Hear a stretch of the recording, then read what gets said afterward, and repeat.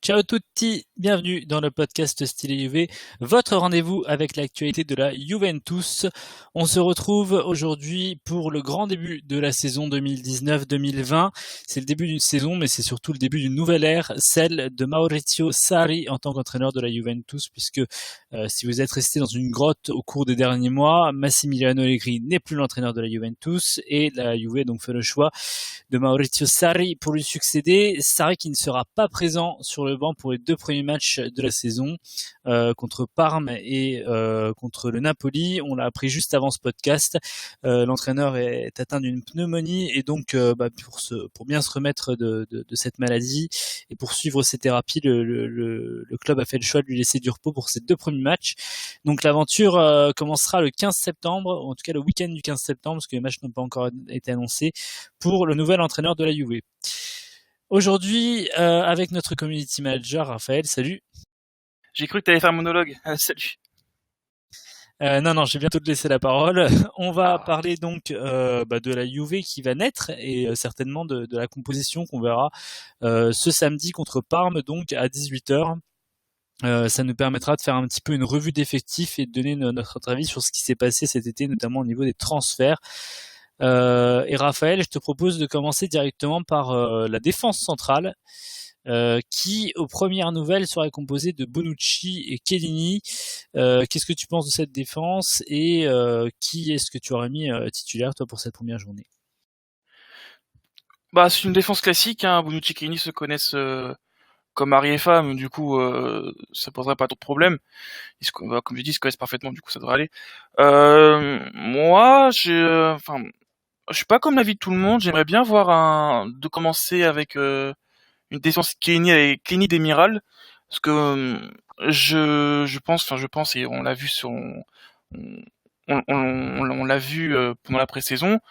Demiral a fait une très très grosse pré-saison et a fait une très grosse pré-saison, et pour moi il est en forme, il peut tenir la baraque avec Chiellini en défense centrale. Il peut commencer à tenir la baraque. Après, c'est vrai que j'ai vu des avis sur Twitter qui semblaient assez pessimistes. Il disait que Demiral c'est plus une solution de remplacement qui pourra intervenir dans les autres matchs, mais au vu de la pré-saison qu'il a fait, moi, je le mettrais titulaire direct. Moi, j'ai pas peur. On affronte Parme. C'est une équipe qui a pas le recruter aussi, qu'il faut pas sous-estimer. Mais je mettrais bien Demiral qui est ensemble pour ce premier match, oui. Bah, c'est vrai que Demiral, il part a priori dans la hiérarchie quatrième défenseur. Je vais même pas compter Rougani parce que il est sur le départ, on va voir si ça va se faire. Mais en tout cas, il serait a priori dernier dans la hiérarchie. Mais si on prend effectivement les joueurs qui ont été les plus performants sur la préparation, alors on va mettre de côté Chiellini parce que il a été blessé, il a pas beaucoup joué, mais de toute façon Chiellini, la Juventus c'est sa maison et c'est un joueur qui sera toujours prêt. Si on met Demiral en comparaison avec De Ligt, ça s'est mieux passé pour Demiral quand même. De Ligt, bien sûr que c'est lui qui doit être le titulaire à terme de cette défense, mais il arrive dans un nouveau championnat, dans un nouveau pays, avec une nouvelle langue. Ouais, il connaît pas la culture en fait. Il connaît pas la Voilà, culture dans de une défense. défense en plus qui est déjà en train de changer.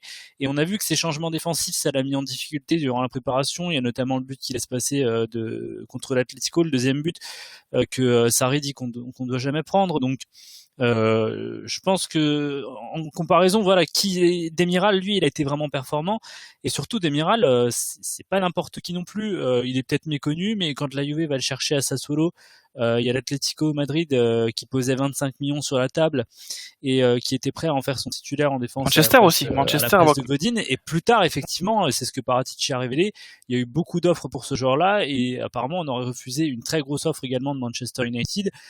C'est un joueur quand même qui était très impressionnant sur une demi-saison avec Sassuolo.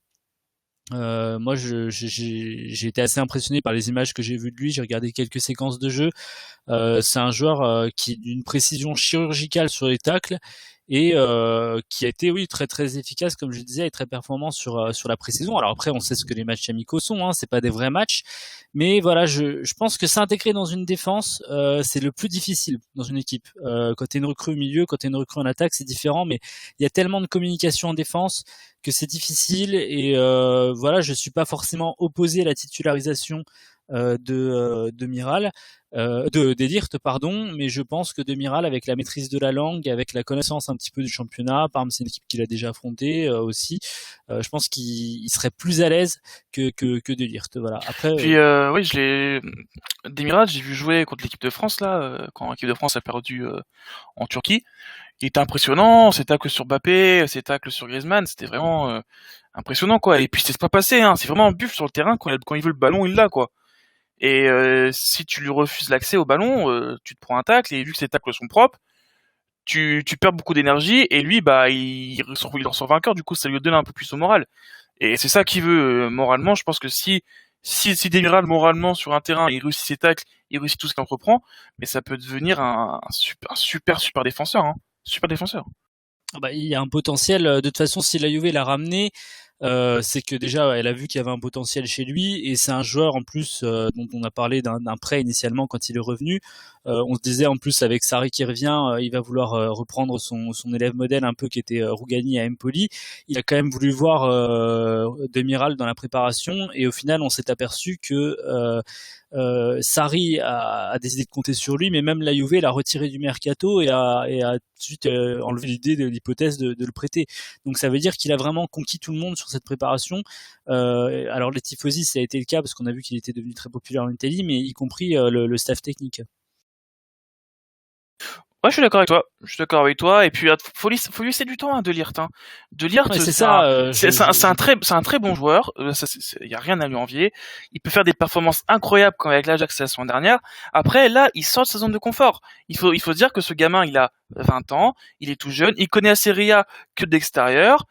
Il faut lui laisser le temps. On peut pas devenir très fort au même moment. Tu peux pas commencer un métier et tout de suite être le meilleur employé. Non, ça n'existe pas. Tu montes les échelons petit à petit, et De Ligt, il doit apprendre, et ça viendra petit à petit. Et ça m'étonnerait pas que au bout de la 10e journée, bah, si tu as discuté avec Chiellini, le jour de la rencontre, ça m'étonnerait pas. Non, mais c'est-à-dire qu'on parle quand même du troisième plus gros transfert de l'histoire de la Juve. On parle d'un Golden Boy. Si vous regardez le palmarès du Golden Boy, il y a quand même certains noms, grands noms qui l'ont eu. C'est évident que De Ligt, dès au moins dès le retour après la trêve internationale à la mi-septembre, pour les matchs de Ligue des Champions, c'est évident qu'il est destiné à être titulaire. Mais l'idée, c'est juste qu'il faut lui laisser du temps. En fait, c'est ce que je disais, s'intégrer dans une défense, c'est très difficile. Il est en train d'apprendre tous les mécanismes, il est en train d'apprendre les façons de communiquer avec son gardien, avec Kenny, avec les autres. Je dis pas que Demiral est forcément plus en avance que lui là-dessus, mais il comprend beaucoup mieux la langue, ça c'est sûr. Donc voilà, il a été très performant surtout pendant la préparation. Donc je me dis, a priori, tu mets les deux joueurs les plus performants pour le moment, et ça serait Kenny Demiral. Maintenant, je pense que notre hypothèse malheureusement entre guillemets, elle va pas se vérifier puisqu'on s'oriente plutôt vers une titularisation de Bonucci aux côtés de Chiellini, et c'est quand même un choix de sécurité pour Sarri qui sera pas présent sur le banc en plus, et voilà, qui va se fier quand même à deux joueurs qui se connaissent parfaitement. Maintenant, on espère que Bonucci va pas nous offrir ces erreurs régulières comme il l'a fait la saison dernière. J'espère bien, mais ce que j'espère aussi, c'est que parce que mettre Chiellini, Bonucci, c'est très solide, mais je pense pas qu'il titularise directement après, parce qu'on le semaine d'après, c'est un très gros choc. Après, on soit le Napoli déjà. Euh, Après, est-ce que Sarri pourrait positionner Chiellini et De Ligt directement pour De Ligt son premier match en Serie A contre le Napoli? C'est à réfléchir aussi. C'est à réfléchir aussi. Moi, je pense que s'il n'est pas titulaire contre Parme, il ne le sera pas contre le Napoli.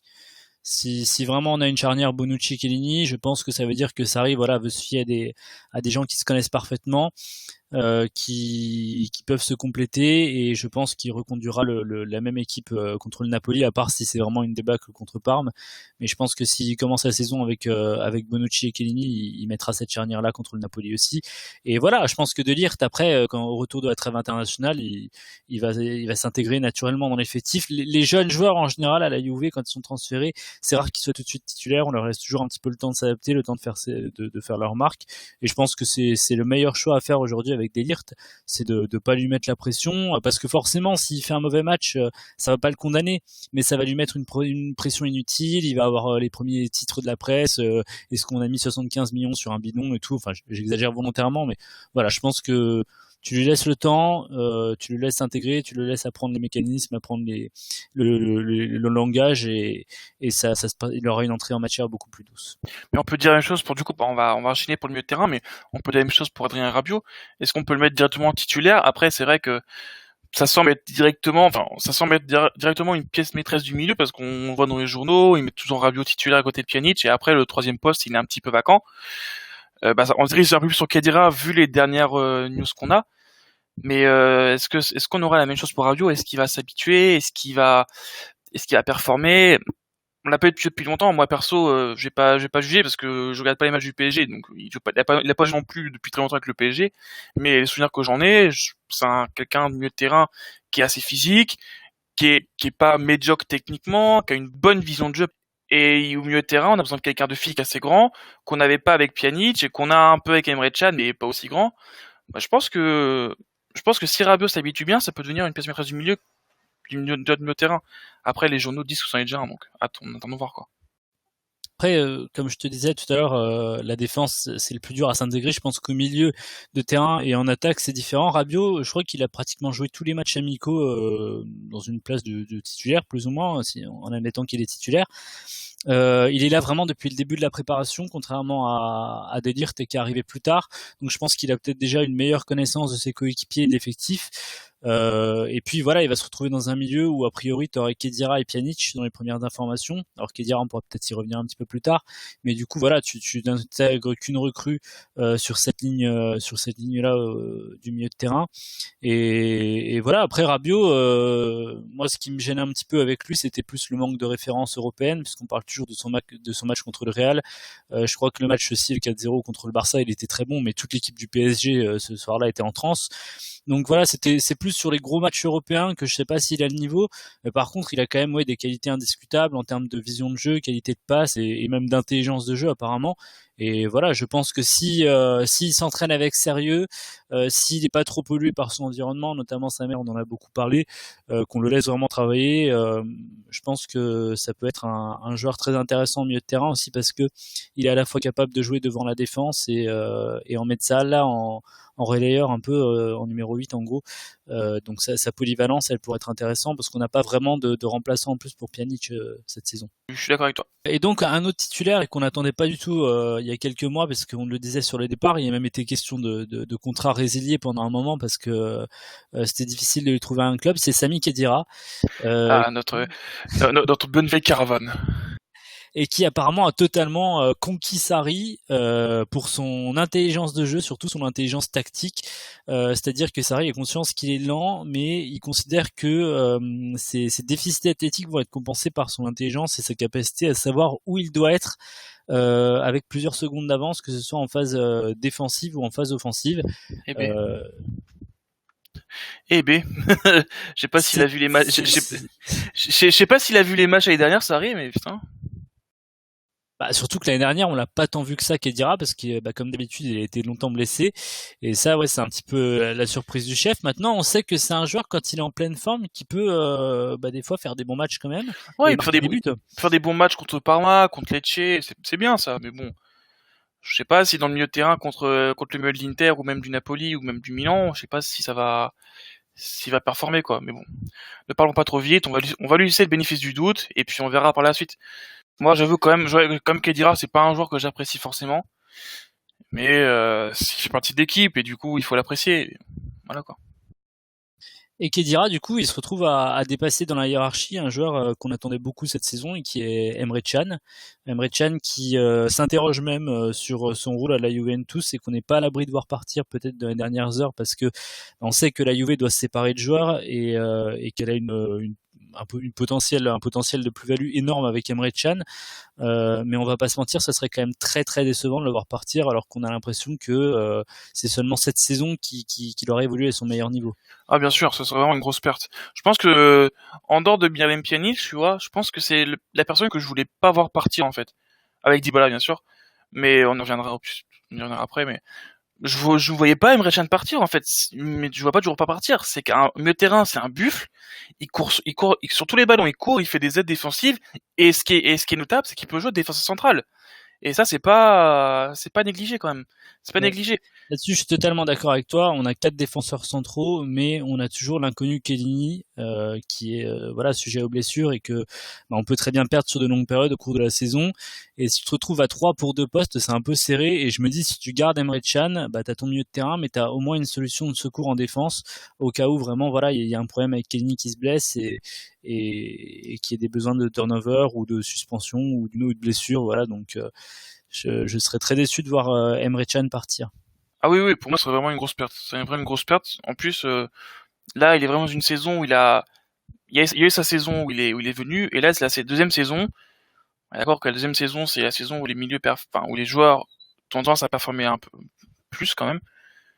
Je serais vraiment déçu qu'il parte. Je serais vraiment déçu. Après, c'est vrai que l'article que tu avais posté sur le site Slay UV, la référence française sur Juventus, euh, et on parlait du plan financier de la Juve, et la Juve doit vendre, c'est obligatoire. Et est-ce que si on vend Emre Can à une somme conséquente, donc je sais pas, j'ai pas vu qui était intéressé par Emre Can, mais ils mettront le prix, et je sais pas si ça va suffire par cette vente, si on est obligé de le vendre ou pas, quoi. Bah, étant donné qu'il est arrivé gratuitement, tu générerais quand même forcément une grosse Ah oui, plus-value il y aura une grosse plus-value, mais bon. et ça ferait du bien dans les caisses de la Juve. Après voilà, il y a aussi le fait que il y a beaucoup trop de joueurs dans l'effectif aujourd'hui. Il doit y avoir entre 3 et selon comment se passera le mercato, entre 3 et 6 joueurs à devoir retirer des listes européennes. Et voilà, ce serait quand même Ce dommage qui est de embêtant, c'est sacrifier qu'on a, l'un des plus jeunes. bien sûr. Ouais, et ça me ramène d'ailleurs sur un joueur que tu aimes beaucoup et qui est dans une situation délicate aujourd'hui parce que On lui, a dit qu'on n'en parlait pas. lui, s'il reste, c'est sûr qu'il sera pas dans la liste européenne. Mais ton avis justement sur Blaise Matuidi? Ah, ça m'embête au plus haut point parce que c'est un joueur que j'apprécie énormément. Vraiment, c'est vrai. Je pense que c'est un top 3 joueur préféré à la Juve en ce moment. Enfin, en ce moment, sur top 3 que je préfère. Ça me fait chier parce que, comme je dis, Blaise Matuidi, c'est un joueur que j'adore, mais faut se rendre à l'évidence. Il perd beaucoup de ballons, on l'a vu en préparation, il perd beaucoup de ballons. Il court toujours autant, ça, voilà, mais bon, il court dans tous les sens. Mais j'ai l'impression qu'il court pas grand chose. Il court, mais pour pas avoir un ballon derrière ou pour se faire dépasser ou pour perdre le ballon même s'il le rattrape, quoi. Du coup, moi ça m'embête parce que quand il est sur le terrain, on le voit, on le remarque. Le problème c'est qu'on le remarque pas forcément sur les bonnes choses et ça m'embête. Et problème Non, c'est et qu'en fait, puis au-delà de ça, ce type de joueur-là, Matuidi par exemple, ça correspondrait totalement au football d'Allegri. Par contre, un joueur comme Matuidi, Sarri, c'est pas sa cam. Et il avait eu les ah mêmes non, difficultés avec un top player, la mondiale même, qui est N'Golo Kanté. On a vu qu'N'Golo Kanté, il avait du mal à l'utiliser, à le valoriser au mieux à Chelsea parce qu'il avait Jorginho devant la défense et tout. Et N'Golo Kanté préférait aussi jouer dans la défense. Et au final, il n'a pas été à son meilleur niveau, N'Golo Kanté aussi, parce que ça passait pas trop tactiquement avec Sarri. Et donc Matuidi, voilà, c'est un joueur que Sarri ne sait pas forcément utiliser et n'apprécie pas particulièrement et d'un puis point de vue technique. Kanté, pour revenir vite fait sur Kanté, on l'a vite fait sur Chelsea, les matchs qu'il a fait avec Lampard en entraîneur, on a commencé à revoir des gestes techniques ou puis des courses qu'il fait. Et voilà, il y a des joueurs avec qui ça fonctionne et des joueurs avec qui ça fonctionne pas. Et c'est vrai que sous Maurizio Sarri, je vois pas Blaise Matuidi performer en fait. Et ça m'embête. Après, le joueur veut rester. Il a dit qu'il voulait rester jusqu'à la fin de son contrat. Il a même refusé une très grosse offre de Monaco. Il veut pas partir. Il veut pas être dans un échange. De toute façon, j'ai l'impression que tout le monde veut pas partir de la Juve en ce moment. C'est ballot, mais ça m'embête. Enfin, j'ai le cul entre deux. En fait, j'aimerais le voir partir parce on oublie de dégraisser. Si c'est pour laisser la place à Dybala pour qu'il reste, moi je fais partir Matuidi, mais voilà, je fais partir. Mais vu que c'est un de mes joueurs que je préfère, ça m'embêterait de dire au revoir à un de mes joueurs que je préfère de mon club de cœur, quoi. C'est embêtant. Moi, le dernier doute que j'ai en plus par rapport à cette situation, s'il reste, c'est que Matuidi, j'ai l'impression que c'est un joueur qui est performant, qui est efficace quand il est titulaire et quand il joue avec régularité. Et s'il se retrouve remplaçant, à jouer un match sur 5, à faire des fins de match et tout, je sais pas s'il serait aussi efficace qu'il a pu Et être par le passé. mais je vois pas Matuidi remplaçant en fait, tu vois. Parce que Matuidi, c'est un joueur qui doit être titulaire quand il est remplaçant. Bah en fait, quand il rentre sur le terrain, il montre pas forcément grand chose en fait. Quand il rentre au cours de jeu, il montre pas forcément grand chose. Alors que euh, alors que quand il rentre en début de match, ok, il rentre dans le jeu et puis où ça passe, où ça casse avec Matuidi. mais dès qu'il rentre sur un match, c'est pas le même joueur. C'est pas le même joueur. Ouais. Je te propose de revenir un tout petit peu en arrière sur la défense et parler des couloirs notamment parce qu'il y a eu beaucoup de mouvements de ce côté-là à la Juve avec les départs du coup de Spinazzola, de Joao Cancelo surtout et également de Luca Pellegrini ces derniers jours qui est retourné comme c'était plus ou moins prévu à la base en prêt à Cagliari. La situation donc aujourd'hui serait la suivante. On aurait Danilo et Quadrado à droite et Alexandro et De Sciglio à gauche. Est-ce que pour toi les côtés se sont largement affaiblis ou pas? Ça me fait très peur. Quand tu dis Danilo Quadrado à gauche, ça me fait très peur. Ça me fait vraiment très peur. Parce que Quadrado, c'est un joueur qui sait jouer à droite. De toute façon, il a montré quand il était à la Fiorentina. C'est un joueur, c'est pas un joueur de couloir comme un joueur plus sur la face offensive. Après Danilo, je me fie à ce que je me fie aux stats, à ce que dit les réseaux sur lui, et c'est pas folichon quoi. C'est difficile d'être optimiste. Hein. Il sort Voilà, vraiment de voilà. deux expériences. Alors un vrai raté du côté du Real Madrid et une expérience en demi-teinte, on va dire à City où il n'a pas réussi à s'imposer comme titulaire et on a bien vu que City en plus voulait à tout prix s'en débarrasser.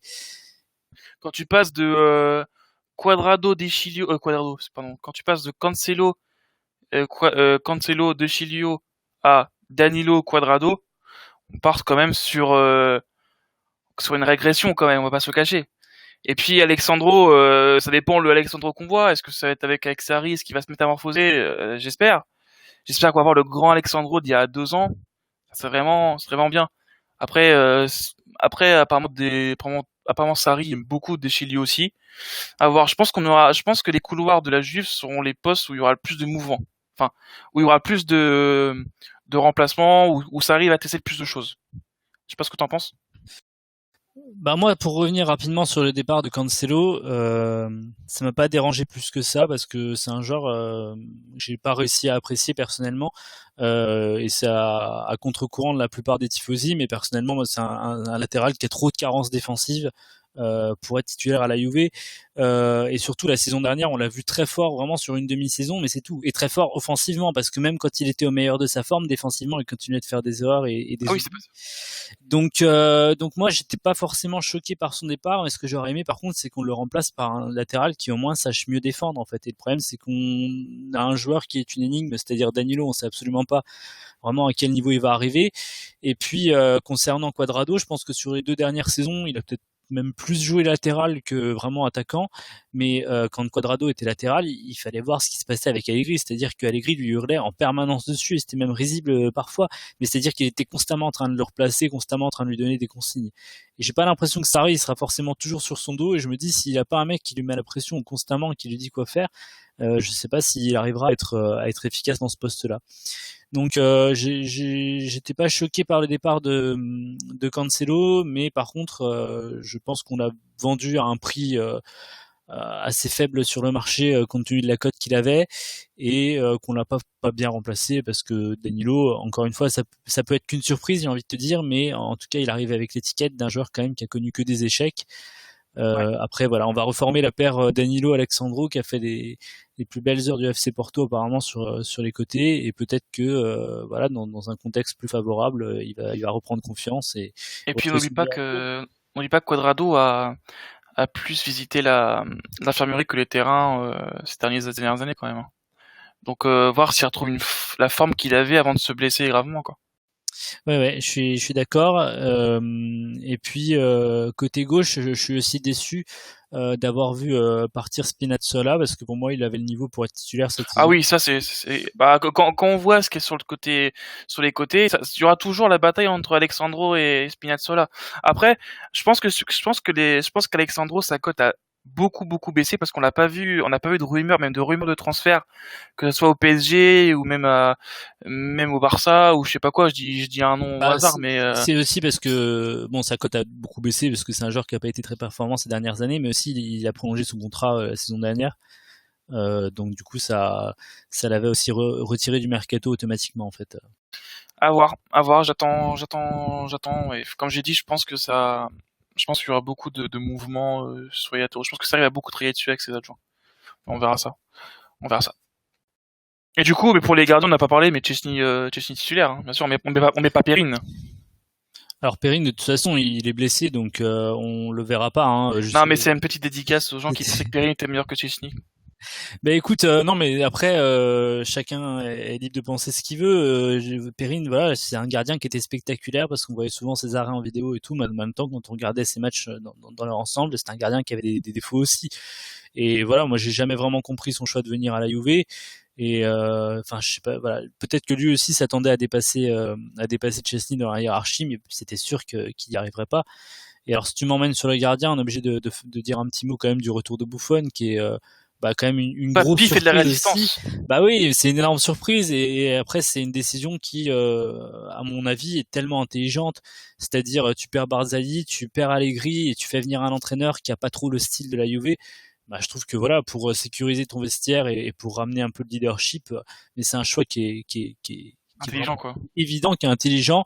Et puis, j'espère qu'il aura c'est un peu moins de 10 matchs qu'il lui faut pour dépasser Maldini, pour devenir le joueur le plus capé en Serie A. J'espère qu'il aura l'occasion d'aller chercher ce dernier record dans sa carrière.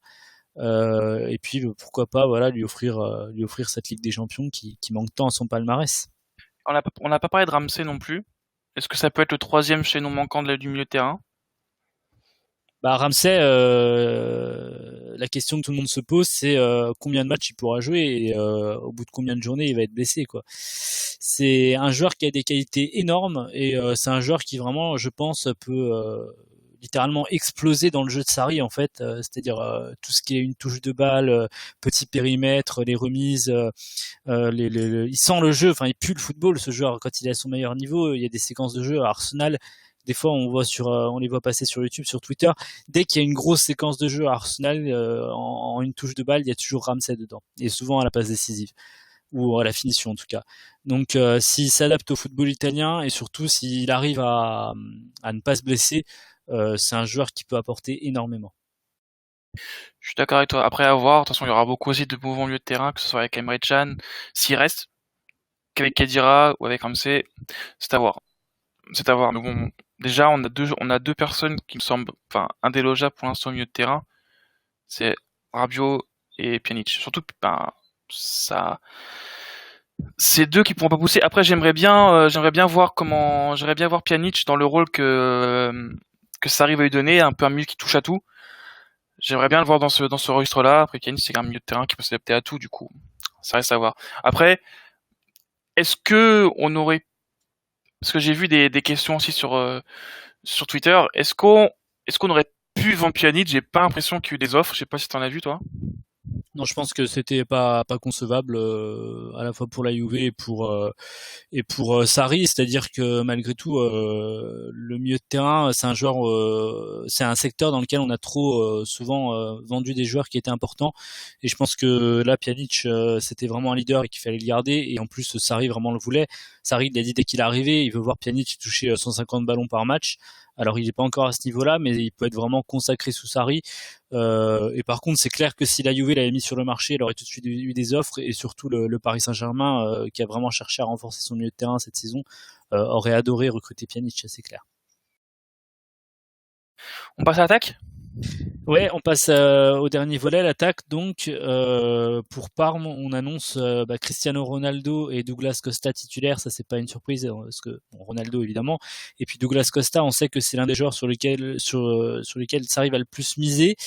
Et donc, il reste un doute avec un ballottage entre Gonzalo Higuaín, qui est encore là. On s'étonne de ça aussi à le dire. On n'aurait pas imaginé qu'il reste, mais il a fait la sourde oreille, il a tout fait pour rester et il est en phase de gagner son pari. Donc moi je regrette un petit peu ça. Et puis Dybala qui lui aussi est toujours là aujourd'hui, qui lui veut à tout prix rester mais qui malheureusement n'est pas sûr d'être là au 2 septembre, la date de la fermeture du mercato. C'est dommage d'en arriver là. J'ai l'impression qu'en fait la Juve a essayé de donner Dybala à tout le monde, enfin à tout le monde qui donnait tout le monde qui donnait une offre assez conséquente. Manchester United, ça resté longtemps dans les annales. Pareil pour Tottenham. On en parle encore aujourd'hui au PSG avec ça dépendra de Neymar en fait, ça dépendra d'où ira Neymar. Enfin, si Neymar part au Barça, bah le PSG veut recruter Dybala et c'est vrai que on revient encore au problème financier. Mais moi j'aimerais de tout cœur que Dybala reste, mais après si Neymar reste au PSG, Dybala bougera pas. Si Neymar retourne au Barça, ça m'étonnerait que Dybala soit là le 2 septembre quoi. C'est la situation a priori. Maintenant, on n'est pas à l'abri que Dybala refuse jusqu'au bout d'aller au Paris Saint-Germain aussi. Hein.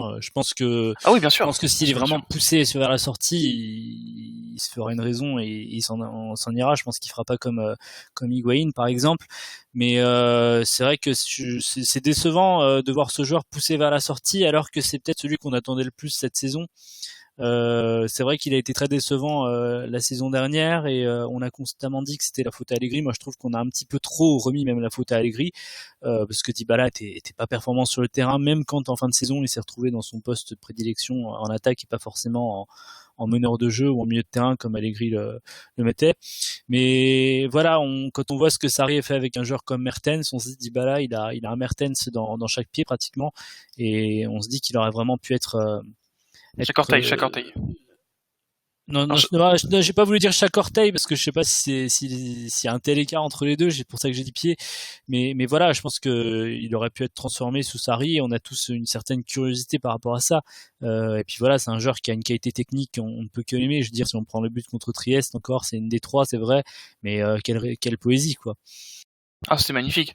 C'est magnifique le contrôle orienté avec le lob à la fin et puis cette célébration qui veut tellement dire énormément de choses. Il laisse ce Buddy Blama de son côté pour montrer son maillot et frapper le blason de la Juve avec sa main. Si c'est pas dire une preuve d'amour et qu'il veut pas rester, je comprenais pas quoi. Ah, c'est ton numéro 10. C'est ça qui est incroyable, c'est que c'est ton numéro 10. C'est un vice-capitaine. On a eu tellement de joueurs performants qui ont voulu partir par le passé. Et le dernier numéro 10, par exemple, Paul Pogba. Là, t'as ton numéro 10 qui est là, qui veut rester, qui a vraiment envie de convaincre son nouvel entraîneur. Et voilà, bon, il y a des enjeux économiques, ça on le comprend, des logiques économiques. Mais je t'avoue que quand on a parlé d'un échange Dybala-Lukaku à un certain moment, moi j'ai vraiment eu la chair de poule comme on dit et Ah pas oui, dans un attends, sens positif parce que ça aurait été incroyable de faire une telle chose de perdre un des joueurs qui d'un point de vue purement technique est peut-être l'un des plus talentueux de Serie A pour un monstre physique qui aurait peut-être été utile à Cristiano Ronaldo mais qui aurait vraiment pas été dans la logique du jeu de Sarri qui est raffiné et destiné à divertir. Ah ouais, non, moi j'étais à deux doigts de venir à Turin et de frapper Paratici. Non mais sans plaisanter. Attends, je suis bien content que l'Inter ait payé 83 millions d'euros pour recruter ce buffle. Euh, qu'on annonce avoir perdu beaucoup de poids, mais qu'il est toujours au-dessus d'avoir les 100 kilos. Après, si c'est que du muscle, bah tant mieux pour lui. Mais bon, tu vois, c'est toujours trop lourd. Ah non, moi je pouvais pas avoir Lukaku. Je pouvais pas avoir un échange Dybala Lukaku se profiler. Pour moi, c'était pas concevable. Enfin, après, mon avis importe peu, mais c'était pas aussi Dybala et je vois, à part sur le plan physique, je vois pas en quoi Dybala est moins fort que Lukaku en fait. Je sais pas si t'es d'accord avec moi, mais Bah, je vois pas. c'est-à-dire que tu joues même pas le même football avec Dybala et Lukaku sur le terrain. C'est-à-dire que Dybala, il sait faire beaucoup de choses. Lukaku, il aurait été en finisseur devant le but et en pivot pour Ouais, Ronaldo, ça en fait, fait. ouais, en fait, c'est un attaquant de pivot. Il est là pour être grand, pour ramasser des ballons, pour jouer de la tête et pour donner des ballons à Ronaldo et pour marquer des buts s'il arrive à en marquer, quoi. Mais pour moi, dans ce modèle-là, bah, pourquoi on garderait pas Higuaín, du coup? Ou pourquoi on garderait pas Mandzukic? Tu vois? Non, bah, enfin après, Lukaku était plus jeune, mais oui, j'aurais très franchement préféré, par exemple, garder Mandzukic et garder Dybala plutôt que d'échanger Dybala pour ajouter cet élément-là à la pointe de l'attaque. Ouais. Pour conclure, je te propose qu'on évoque quand même la situation de Gonzalo Higuaín, donc Ah non, j'ai pas envie. euh, Non, non, non. qui sera bel et bien là cette saison, a On ne parle pas priori. de mon numéro 9. Alors il a le numéro 21 aujourd'hui, mais a priori oui, s'il reste, il y a de fortes chances qu'on lui réattribue son numéro 9. C'est ça aussi, c'est incroyable. Hein, on n'aurait jamais imaginé ça, comme je disais pour C'est Kedira, on n'aurait cocasse. pas imaginé ça en début de saison. Surtout qu'on sait que c'est un joueur qui entretient une relation très particulière avec Sarri, mais Sarri avait clairement fait comprendre à son arrivée qu'il prendrait pas position sur ce dossier et qu'il laisserait en fait la direction faire Jugé, ouais. ce qu'elle veut, voilà, faire son choix. Et au final, la direction a tout fait pour s'en séparer. Et Gonzalo Higuaín, il est parti pour rester. Il peut pas partir. Il peut pas partir et puis il a quand il est parti de la Juve, il semblait pas forcément satisfait quoi. Ça sentait qu'il voulait pas partir. Il est parti au Milan directement. Milan après Chelsea, c'est ça? Milan Ouais, Chelsea. mais il a fait une dépression pratiquement en partant. Hein, Mais oui, il était triste. ça se voyait quand on voyait sur ses présentations où il était au centre médical du Milan pour passer ses examens. Le mec, il souriait pas, il mettait ses pouces en l'air, limite c'est Parkinson, tu vois, il tremblait quasiment, tu vois. Il était pas heureux à Milan. Attends, l'année d'avant, il plante 2 buts à San Siro. Il plante 2 buts à San Siro, il plante un but contre l'Inter qui nous fait gagner le titre, et juste après, bon, on l'envoie au Milan, justement. Enfin, faut comprendre si Gonzalo, il a envie de percer dans un club qui lui a fait confiance, qui l'a acheté au prix fort. Et je le défends pas, hein, j'explique juste son point de vue et ça se comprend. Après, c'est vrai que le club décide de vendre des joueurs et il faisait partie des indésirables comme Khedira, Khedira à l'époque, comme Matuidi et aussi j'ai un nom que j'ai perdu, Mandzukic, tu vois. Il y a des choix qu'il y a à faire et puis Higuaín a fait la soudrer comme t'as dit, il est parti pour rester et puis s'il reste, il sera notre numéro 9 cette saison.